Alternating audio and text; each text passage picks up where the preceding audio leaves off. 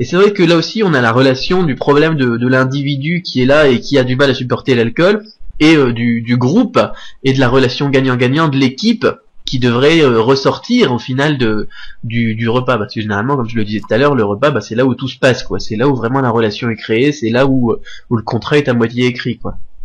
Voilà, exactement. Donc ça, c'est super important.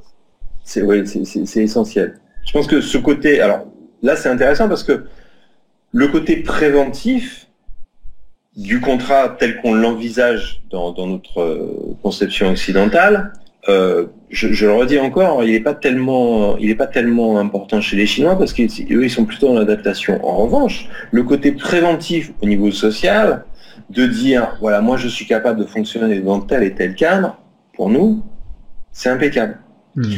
Parce que ça nous permet d'exister, de leur donner une compréhension qui va leur permettre de respecter nos limites.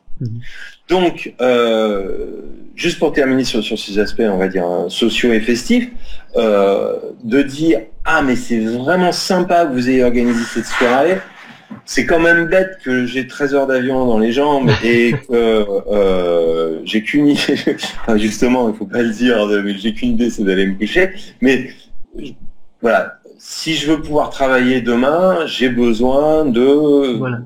Et ça, c'est super important. Alors là, je te coupe par contre, parce que ça, c'est génial, parce que c'est exactement ça, lorsqu'on a un problème avec des Chinois, lorsqu'on crée un contrat, etc., la relation gagnant-gagnant que tu mets dans la justification, c'est si je peux bien travailler demain avec vous, il faut que aujourd'hui, eh bien, par exemple, on annule le repas. Parce que si on leur dit je suis pas bien, j'annule le repas, au final, c'est pas forcément intéressant pour eux.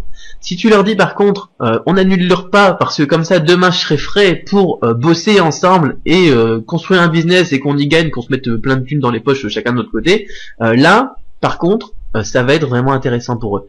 Toujours garder cet esprit de gagnant-gagnant, de sport aussi, hein, on va se donner un petit peu de mal aujourd'hui, hein, on va s'entraîner à fond avant le match et on va se tuer comme ça pendant 3 jours pour que on gagne la Coupe du Monde ou n'importe quoi, c'est un exemple un peu nul mais c'est pas grave, pour que on fasse un sacré business et qu'on se lance et puis que qu'on réussisse quoi, qu'on réussisse au niveau social, au niveau professionnel, au niveau financier, tous ensemble demain. Ça c'est un petit truc bête, c'est une toute petite phrase que tu viens de dire là derrière, mais au final ça a des implications énormes après au niveau de la relation avec les Chinois au quotidien.